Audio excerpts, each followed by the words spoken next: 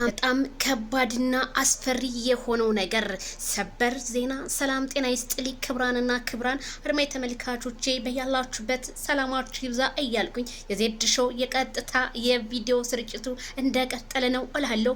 ታዲያ ዛሬ ምንድነው ቲክቶክና ሚዲያው አዘን ባዘን የወረሰው ነው የሚመስለው። እንኳን ሊገቡበት አይደለም ከዳር ሆነው ራሱ እንደ ውሻ ጮሆ ጮሆ ይላል እላችኋለሁ።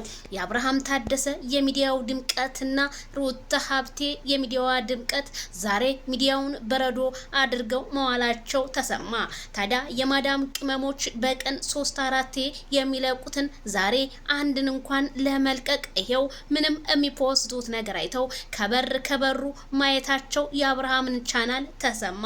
ጉድ እኮ ነው። ታዲያ ማይክል ጃክሰንዬ ምን ወረሰው እንዴት ሆነ እያልኩኝ የብዙዎቹ ጥያቄ ቢሆንም ማይክል ጃክሰን ሰሞኑን መነጋገሪያ የሚሆን ቪዲዮ ሊያመጣልን ስለሆነ ዝግጅት ላይ መሆኑ ቢሰማም ከአንዳንድ አድማጮቻችን አሁን ግን ያሉበት የሩታና የአብርሃም ያልጋ ላይ ልቀፍሽ መባበላቸው ትናንትና በቪዲዮአቸው ቢገልጹም ግን አንዳንዶቹን እንዴት ሊሆን ይችላል 40 ቀን ሳይሞላት ነው ወይ አልጋ ላይ አብርሃም የሚወጣው ሲሉ አንዳንድ ተመልካቾቻችን ማውራታቸው